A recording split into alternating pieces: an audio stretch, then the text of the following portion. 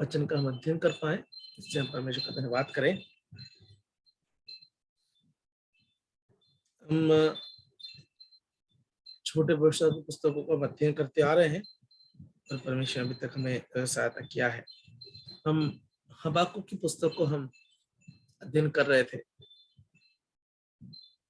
हबाकुक का नाहुम को हम कल अध्ययन किया।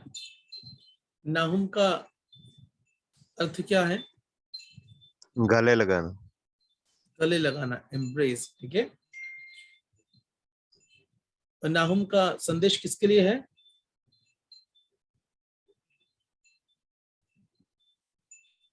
नाहुम का अर्थ गले लगाना नहीं है। नाहुम का अर्थ क्या? नाहुम आराम है सर। आराम, कंफर्ट। ठीक है। और क्या किसके लिए संदेश है नाहुम का? निन्वे के खिलाफ लिख रहा है। निन्वे के खिलाफ वो लिख रहा है। और हबाकुक का अर्थ क्या है? गले लगाना, गले लगाना। ठीक है। और हबाकुक का संदेश क्या है? वो कैसे शुरू कर रहा है? वो समस्या लिख रहा है सर। समझ से लिख रहा है। कल मैंने पूरा किया या नहीं किया? नहीं किया है ना। तो हबाकुक का ये आते हैं तो पहला अध्याय हम या 4 पद तक के लिए हम हबाकुक के सवालों को देखते हैं। फिर 5 से 11 पद तक परमेश्वर का जवाब को हम पढ़ते हैं। और फिर हम एक अध्याय 12 पद से लेकर 2 अध्याय या 2 अध्याय 1 पद तक हम हबाकुक का प्रतिक्रिया को पढ़ते हैं। हबाकुक ने किस प्रकार से प्रतिक्रिया किया। ठीक है। और 2 अध्याय उसका 20 पद तक हम परमेश्वर का जवाब को हम वहां देखते कि परमेश्वर किस प्रकार से वो जवाब दे रहे हैं। और वहां पर वो परमेश्वर का न्याय उन सबको देखते हैं। 3 अध्याय में हबक्कुक वहां पर धन्यवाद कर रहा है, प्रेजिंग गॉड, परमेश्वर का नाम का महिमा, स्तुति और धन्यवाद वहां पर वो चढ़ा रहा है। ठीक है। पहला अध्याय में हबक्कुक बहुत ही निराशा में था और 30 अध्याय में आते वो परमेश्वर के नाम की महिमा वो कर रहा है ना, परमेश्वर नाम की स्तुति कर रहा है, क्योंकि वो समझ गया कि परमेश्वर उससे क्या कहना चाहता है, क्या कहना चाहता है। वो उसका जो आनंद को वहां पर बढ़ते हैं। 3रा अध्याय उसका 17 पद से पढ़िए। वहां पर हम हबक्कुक का जो विश्वास की स्थिरता, विश्वास में बढ़ोतरी और आनंद का कारण को वहां पर पढ़ते हैं। हबक्कुक 3 अध्याय 17 पद से आखिरी पद तक पढ़िए। क्योंकि चाहे अंजीर के वृक्षों में फूल न लगे और न दाखलताओं में फल लगे, जलपाई के वृक्ष में केवल धोखा पाया जाए और खेतों में अन्न न उपजे, भेड़शालाओं में भेड़ बकरियां न रहें और न थानों में गाय बैल हों, तो भी मैं यहोवा के कारण आनंदित और मगन रहूंगा और अपने उद्धारकर्ता परमेश्वर के द्वारा अति प्रसन्न रहूंगा। यहोवा परमेश्वर मेरा बलमूल है, वह मेरे पांव हरने के समान बना देता है, वह मुझको मेरे ऊंचे स्थानों पर चलाता है। देखो, चाहे अंजीर के पेड़ पर वृक्ष फल लगे या ना लगे, चाहे दाख लताओं में अंगूर लगे या ना लगे, चाहे जैतून के वृक्ष में फल आए या ना आए, चाहे खेतों में फसल आए या ना आए, तो भी देखिए बहुत सारी बातें हैं, तो भी मैं परमेश्वर का क्या करूंगा? धन्यवाद करूंगा। तो भी मैं परमेश्वर का धन्यवाद करूंगा। मैं उसके उद्धार में मैं आनंदित रहूंगा। और क्योंकि यहोवा मेरा बल है, वो मेरे पावों को हरनियों के पाव के समय फुर्तीला बनाएगा। मैं ऊंचाई के ऊपर चढ़ूंगा। ठीक है। तो इन सब बातों को चाहे कैसा भी हो जाए, तो भी मैं अब नहीं निराशा में जाऊंगा, क्योंकि ये सब योजनाएं परमेश्वर के तरफ से ही होते हैं। इस बात को मुझको और आपको भी समझना बहुत जरूरी, क्योंकि परमेश्वर की योजना के तहत कई बार हमको इन कार्यों को पूर्ति करना अनिवार्य हो जाता है। हम कितना इन बातों को समझते हैं, हमें ध्यान देना है। तो इस प्रकार से हबाकुक की पुस्तक में हबाकुक शुरुआत में सवाल पूछते हैं, बड़ी निराशा में रहते हैं, और 3 अध्याय में हबाकुक का विश्वास और मजबूत हो जाता है। परमेश्वर जिस प्रकार से बर्ताव करते हैं कि चाहे कुछ भी हो जाए, मेरे जीवन से परमेश्वर के नाम की महिमा हो। तो हबाकुक अब समझ गया कि सबका नियंत्रण परमेश्वर करने वाला है। God is in control. Habakkuk इस बात को वह समझ पाया। हमें कई बार लगता है कि परमेश्वर सक्रिय नहीं है, निष्क्रिय है, परंतु ध्यान रहे कि वो कंट्रोल में है। 1 अध्याय 12 पद पढ़िए, क्या लिखा वहां पर? 1 अध्याय 12 पद।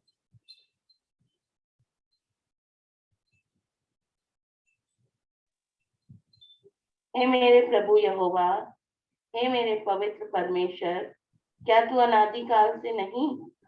इस कारण हम लोग नहीं मरने के। हे यहोवा, तूने उनको न्याय करने के लिए ठहराया है। हे हाँ, चट्टान, हे चट्टान, तूने उन्हारा देने के लिए उनको बैठाया है। ठीक है। तो परमेश्वर क्या बता रहे हैं कि दूसरे लोग जो चढ़ाई करने के लिए आए हैं, वे भी परमेश्वर के नियंत्रण में है। परमेश्वर उनको इस्तेमाल कर रहा है अपनी योजनाओं को पूरा करने के लिए। वह क्या रहेगा? हे परमेश्वर, तू पवित्र है। ठीक है। फिर क्या कहते हैं? परमेश्वर हमारी प्रार्थना और दुहाई को सुनता है, और कई बार परमेश्वर हमारी प्रार्थना को हमारे विचारों के परे जवाब भी देता है। परमेश्वर न्यायी और अच्छा है, भला है। परमेश्वर किस प्रकार से एक विश्वासी के जीवन में कार्य करते हैं, उस बात का अनुभव को हबाकुक वहां पर बता रहे हैं। और आज मैं और आप भी, हमें इन बातों को समझना बहुत ही अनिवार्य है। ठीक है। कोई सवाल है हबाकुक की पुस्तक से तो आप रख सकते हैं, नहीं तो हम आगे बढ़ेंगे।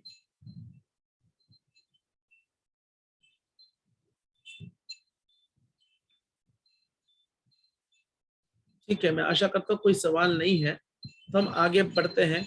अगला पुस्तक कौन सा है? सपन्या। ज़ेफन्याह। सपन्या, हाँ। हाँ, ज़ेफन्याह। ठीक है, कोई बात नहीं, आपने सही बोला है। ज़ेफन्याह की पुस्तक को हम अध्ययन करेंगे। ठीक है। ज़ेफन्याह, उसका 1 अध्याय 1 पद पढ़िए।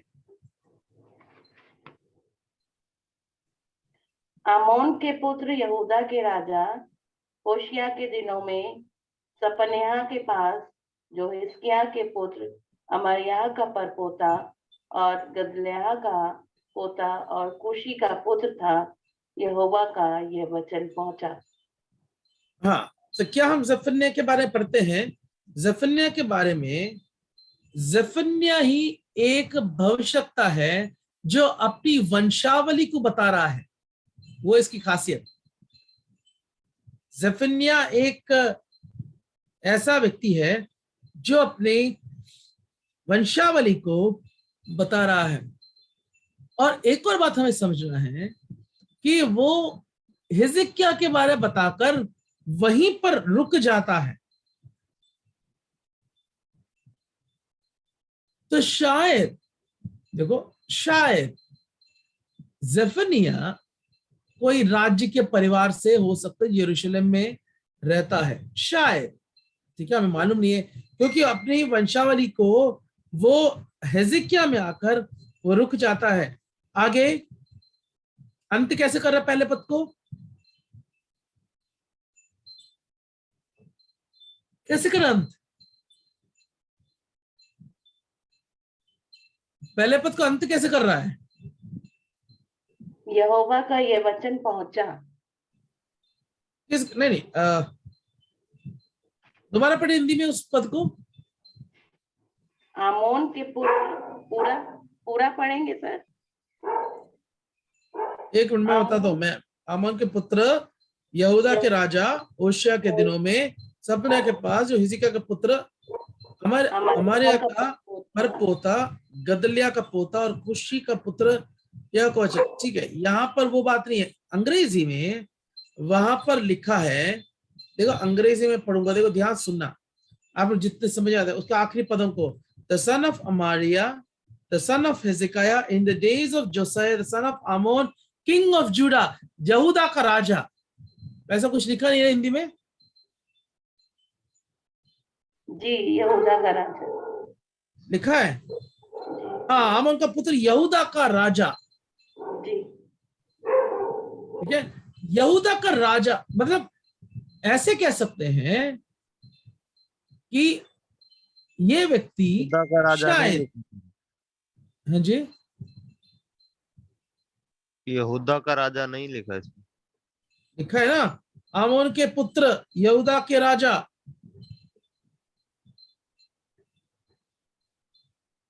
नहीं लिखा यहूदा आपने? के राजा योशिय्याह के दिनों में।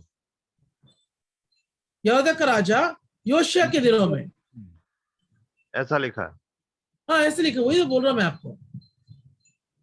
तो यहूदा का राजा करके वहां पर जिक्र कर रखा, मैं केवल उस बात को ले रहा हूं, यानी कि क्योंकि यहूदा का राजा के रूप में और उस राजाओं के बारे में बताना, मतलब ये शायद जफनिया, शायद क्या बोल सकते हैं, शायद वो राजकीय परिवार से भी हो सकते हैं। ठीक है, राजकीय परिवार से भी वो हो सकते हैं। तो इस बात को हमें समझना है, पक्का नहीं है, क्या है हमें नहीं मालूम, परंतु इस प्रकार से हमें समझना बहुत ही अनिवार्य है।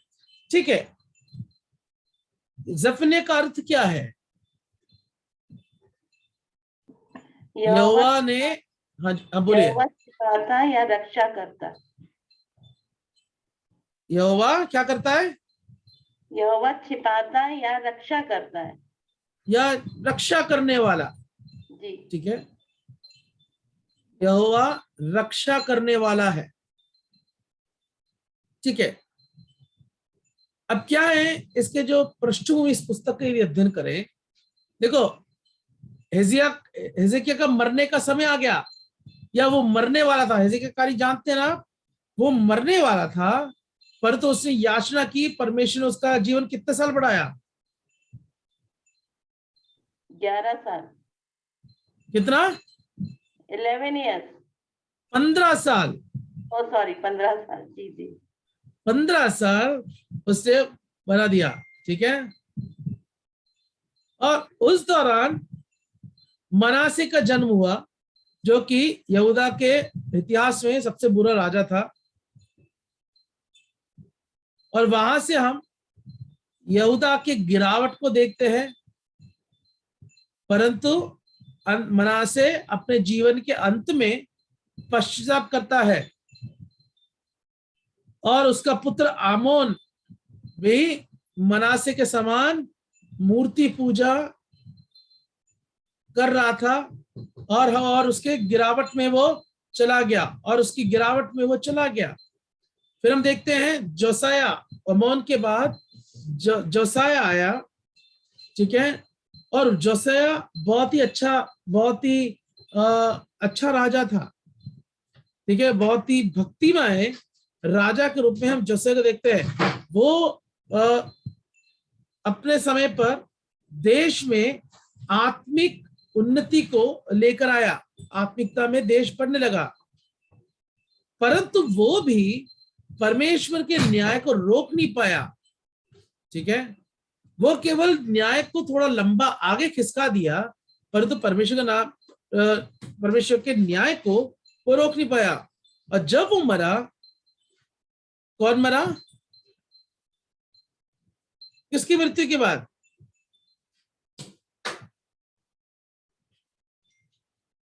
आप सब भूल गए, किसकी मृत्यु के बाद? जोसिया की मृत्यु के बाद। लिखा है ना, आपने पहला पद पढ़ा है कि नहीं पढ़ा? देखो, जी सर। आमोन के पुत्र यहूदा कराए योशिया। आमोन को वहां पर यहूदा के राजा नहीं बोल रहा है, क्योंकि वो अच्छा नहीं था, परंतु उसका पुत्र जोसिया वो अच्छा राजा था। उसने मूर्ति पूजा को हटाया, कम कर दिया, परंतु आमोन मूर्ति पूजा करने वाला था, पर जोसिया अच्छा राजा था। उसे आत्मिक बेदारी या आत्मिकता में देश को बढ़ाया। जब उसे देश को बढ़ाया तो परमेश्वर न्याय जो है और आगे खींच गया, ये देश अच्छा चल रहा है। परंतु जब जोसिया का मृत्यु हो गया तो क्या हुआ? देश वापस अपने बुराई के रास्तों में चला गया, ठीक है, और उनके हृदय जो है वो खराब हो गए। क्या हम पढ़ते हैं? उन्होंने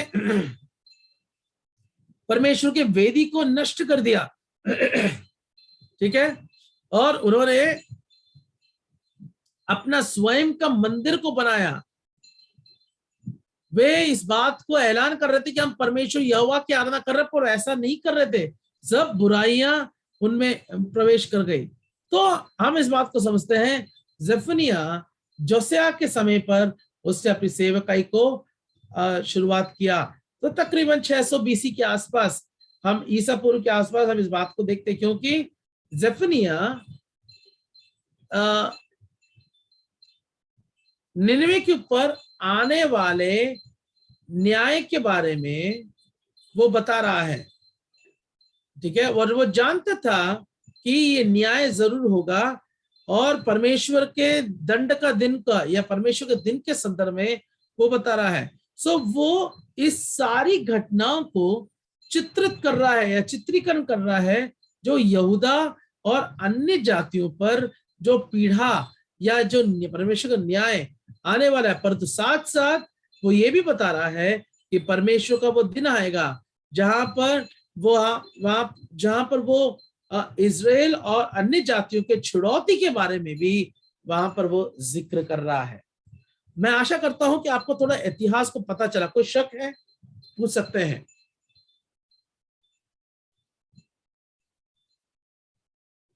कोई भी शक है तो आप पूछ सकते हैं।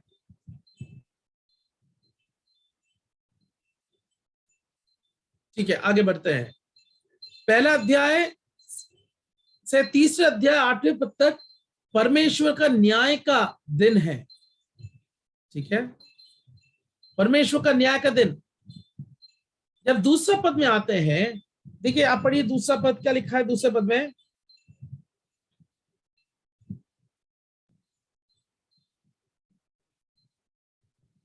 सब लोग कहां चले गए? जफनिया 1 अध्याय 2 पद जी। पढ़िए। मैं धरती के ऊपर से सबका अंत कर दूंगा, यहोवा की यही वाणी है। हाँ, धरती की परमेश्वर का क्रोध कहां पर हम पढ़ते हैं? परमेश्वर का क्रोध पूरे धरती के ऊपर हम पढ़ते हैं। संपूर्ण धरती के ऊपर परमेश्वर अपना क्रोध को लेके आ रहा है, ठीक है। अब उसका 4 पद पढ़िए।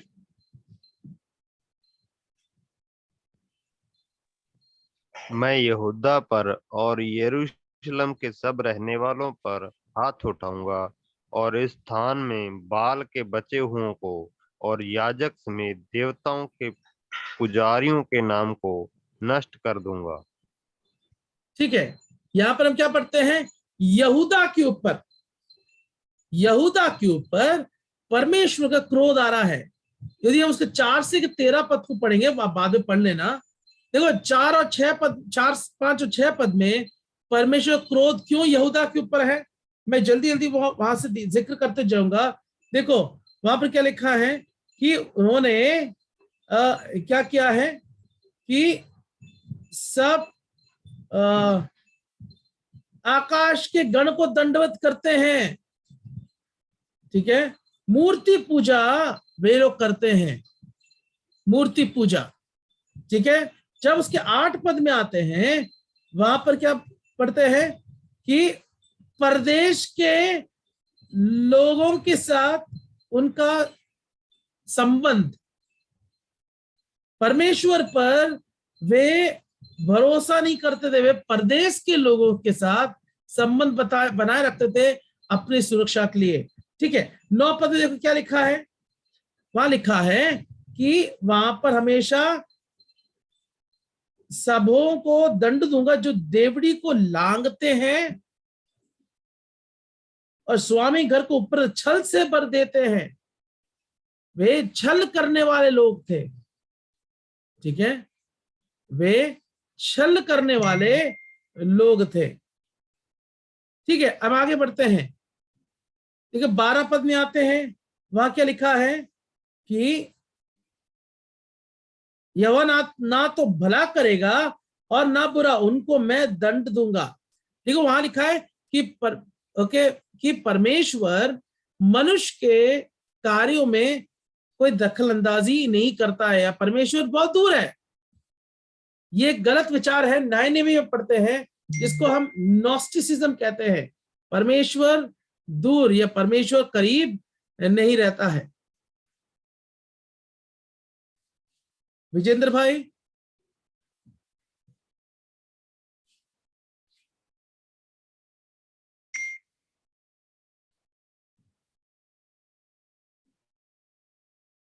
विजेंद्र भाई कहां पर मालूम नहीं।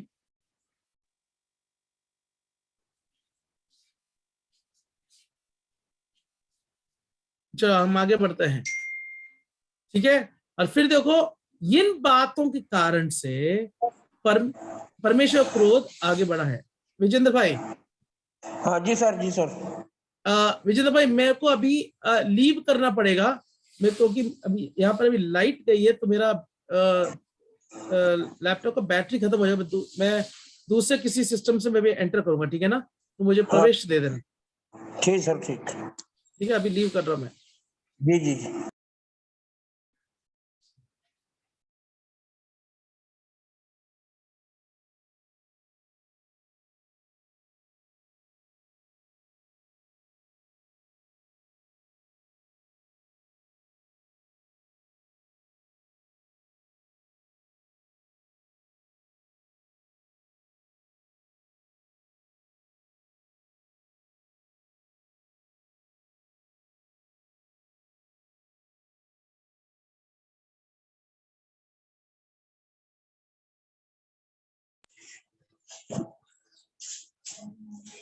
थोड़ा हम इंतजार करेंगे, सर आ रहे हैं।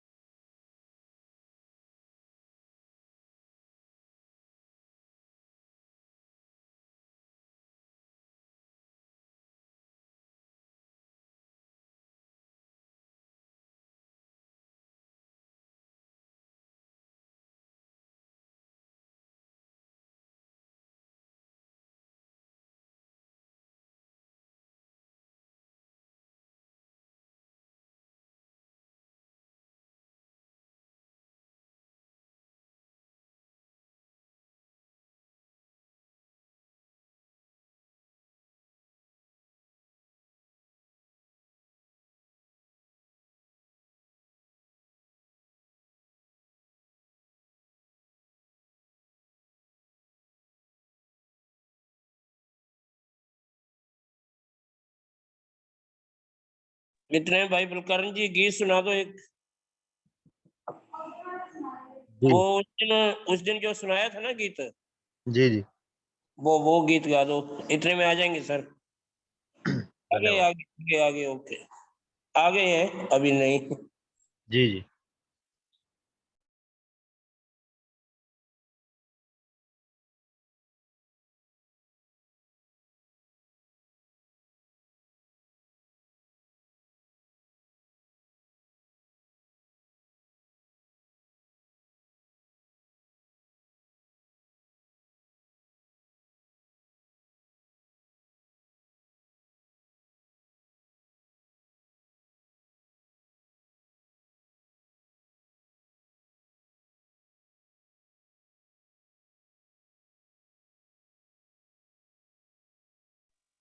हाँ ये भी भैया, कंटिन्यू प्लीज।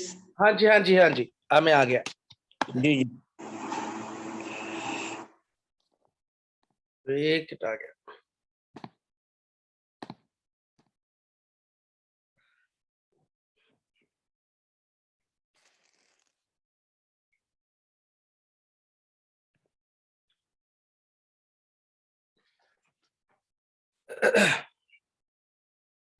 ठीक है, हम आगे बढ़ते हैं। तो हम क्या देखते आ रहे हैं कि किस प्रकार से जफन्याह के जीवन में जो अनुभव वो कर रहे हैं, ठीक है, जिन अनुभवों से वो गुजर रहे हैं, उन अनुभवों को हम क्या देख रहे हैं कि उसके जीवन में हम होते हुए हम देखते हैं। तो परमेश्वर किस प्रकार से न्याय कर रहा है, हाउ गॉड इज जजिंग, परमेश्वर के न्याय के संदर्भ में भी उन बातों को हम लोग देखने का प्रयास कर रहे हैं। ठीक है, तो परमेश्वर अपने अपने तरीके से वो उस कार्य को निर्वाह कर रहे हैं। ठीक है, तो परमेश्वर, तो जोसिया के मृत्यु के पश्चात वे लोग बुराई में प्रवेश कर गए, वे लोग बुराई में वे लोग चले गए, उनके अंदर कुछ भलाई कुछ भी हम नहीं हम पढ़ते हैं। ठीक है, तो हम क्या पढ़ रहे थे कि किस प्रकार से परमेश्वर का न्याय इन लोगों के ऊपर आता है, उन बातों को हम लोग यहाँ पर अध्ययन कर रहे थे। ठीक है, तो परमेश्वर का न्याय किन किन बातों में आता है, आपने देखा है तो पढ़ा है, तो कैसे कैसे आता है बताएंगे आप?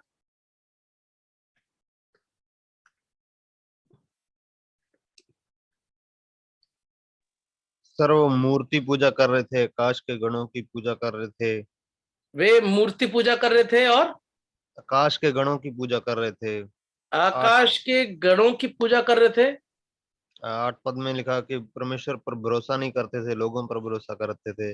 हाँ, परमेश्वर भरोसा नहीं करते थे, लोगों पर वे भरोसा करते थे। छल ठीक है, करने वाले लोग थे।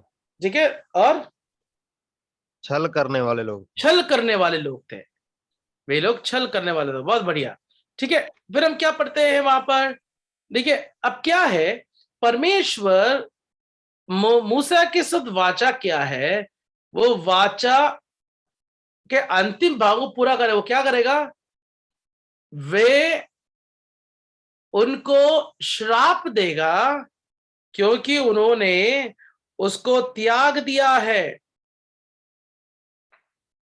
ठीक है, उनके घर को उजाड़ दूंगा, उनके 13वां पद में क्या लिखा रहेगा, उनके घर को उजाड़ देंगे, वे घर तो बनाएंगे पर तो उसमें रह ना पाएंगे, दाख मधु की बारी लगा पर दाख मधु ना पीने पाएंगे। परमेश्वर का क्रोध, परमेश्वर श्राप उन पर उतर आता है। तो क्या है, परमेश्वर क्यों इन पर दोष लगा रहा है, परमेश्वर दोष इस कारण से उन पर लगा रहा है।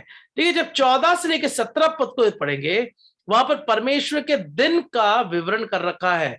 ठीक है, यदि हम 18 पद पढ़े या 14 पद पढ़े, वहां पर सेनापतियों के बारे में पढ़ते हैं। देखो, वो यहोवा का दिन भयानक, यहोवा का भयानक दिन अकट है, बहुत समीप चला जाए, यहोवा का दिन शब्द सुन पड़ता है, और स्वा वीर दुख के मारे चिल्लाता है, वीर शूरवीर जो है उनका चिल्लाना होगा।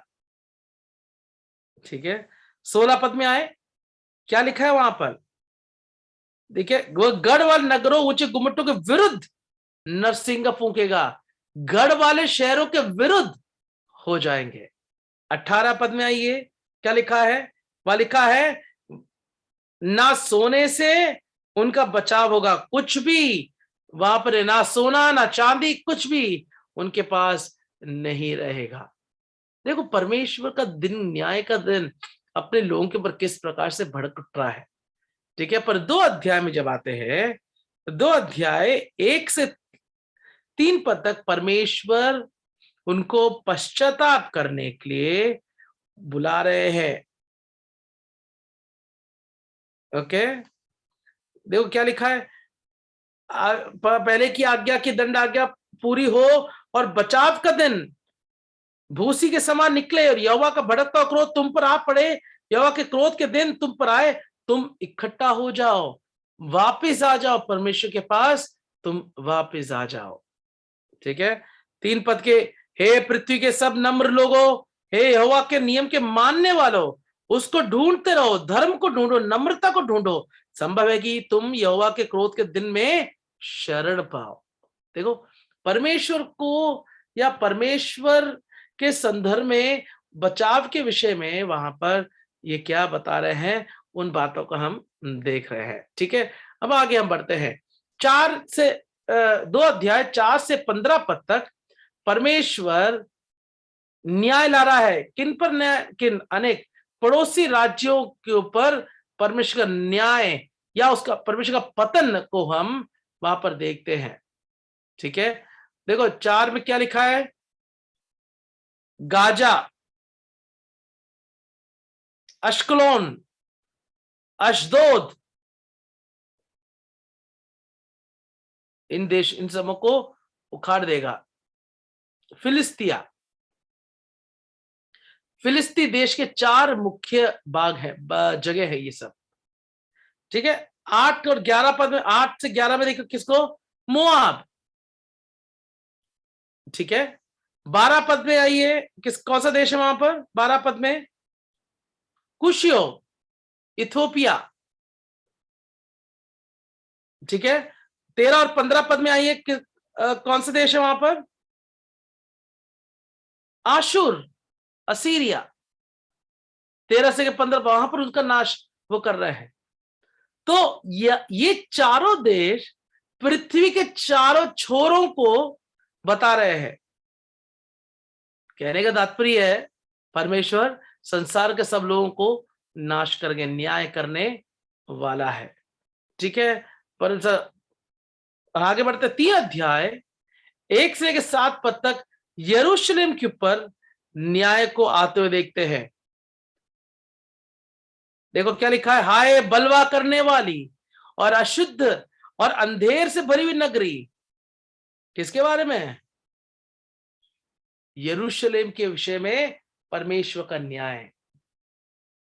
यरूशलेम पर परमेश्वर का न्याय उतर कर आ रहा है। ठीक है, परंतु 8 से लेकर 20 पद तक परमेश्वर वहां पर छुड़ौती के बारे में भी वहां पर बता। देखो, इस कारण यहोवा की वाणी है, जब तक मैं नष्ट करने को ना उठूं तब तक तुम मेरी बाट जोते रहो। मैंने ये ठान लिया कि जाति जाति के और राज्य राज्य के लोगों को मैं इकट्ठा करूं, कि उन पर अपने क्रोध की आग पूरी रीति से भड़काऊं, क्योंकि सारी पृथ्वी मेरी जलन की आग से भस्म हो जाएगी।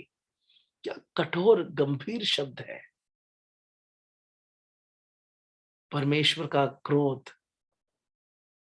किसी ने कहा है ये तो बस केवल एक झलक ही है। परमेश्वर का क्रोध के अधीन एक मनुष्य कभी ना आ जाए, भस्म हो जाएंगे।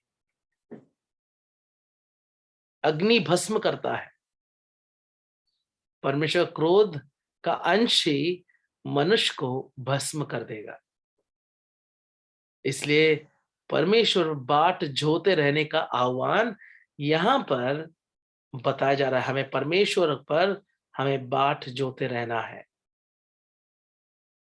जब हम 9 और 10 पद में आएंगे, वहां पर लिखा है परमेश्वर देश देश के लोगों को वापिस लेके आएगा उनकी दोहाई को सुनकर। ठीक है, उनकी दोहाई को सुनकर परमेश्वर वापिस लेके आएगा। और 11 से लेके 20 पद तक 3रा अध्याय वहां पर यहूदियों के बचाव के संदर्भ में वहां पर बता रखा है। यहूदियों के बचाव के संदर्भ में वहां पर उन बातों को बता रखा है। तो ये है जफन्याह की पुस्तक। यदि कोई शक या सवाल है तो आप पूछ सकते हैं जफन्याह के संदर्भ में। हम कल थोड़ा इसका और विचार करके, क्योंकि कल हमारा आखिरी दिन है, थोड़ा सा उसको विचार कर हम अगले 3 पुस्तकों को कल हम प्रवेश करने समाप्त करने का प्रयास करेंगे।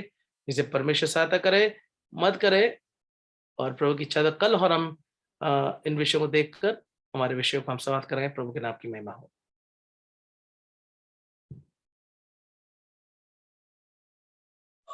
धन्यवाद प्रिय भाई, प्रभु आपको बहुत सारी आशीष है। जो हबक्कुक और जफन्याह की किताब से आपने जो अध्ययन करवाया, आइए अब हम प्रार्थना करेंगे। प्रार्थना के लिए मैं दरखास्त करूंगा पापा जी जो सतपाल बाखर से आईडी जुड़ी हुई है, पापा जी प्रार्थना करके समाप्त करेंगे।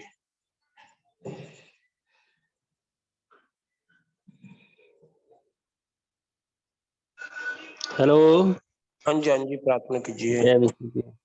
जय मसीह की। प्रार्थना करेंगे। सर्वशक्तिमान सृजनहार जीत परमेश्वर पिता, हम आपका धन्यवाद करते पिता कि आप महान परमेश्वर हैं और अनुग्रहकारी जीत परमेश्वर प्रभु। धन्यवाद करते हैं कि हम पापी लोगों को जो बचाने के लिए आपने प्रभु जी अपने बेटे प्रभु यीशु मसीह को बलिदान किया और उसके कलवरी क्रूस पर बहे खून के द्वारा हमें धोकर शुद्ध और पवित्र किया। इसलिए हम आपका धन्यवाद करते हैं पिता। धन्यवाद करते हैं आज सुबह के सुंदर वेला में जो हमें प्रभु आपके वचन में से सीखने के लिए प्रभु आपने मदद की और अपने दास हमारे प्रिय भाई एवी जोसेफ को प्रभु इस्तेमाल करके जो वाणी हमें दी, इसलिए हम आपका धन्यवाद करते हैं पिता।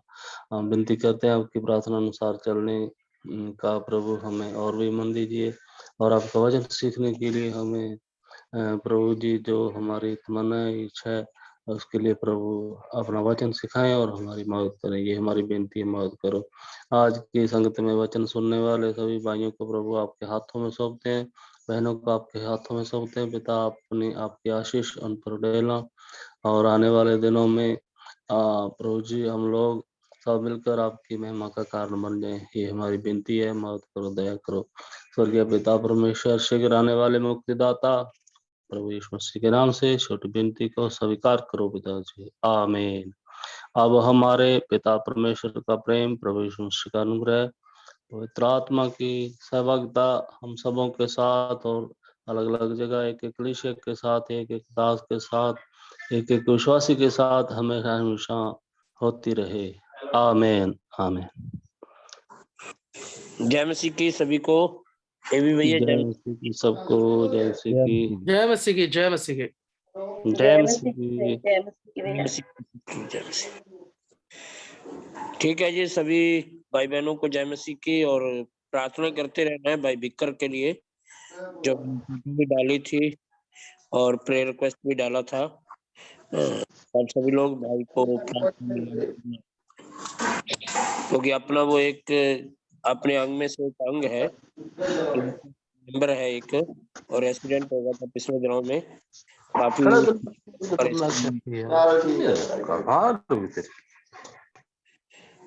ठीक है जी, सभी को जय मसीह की।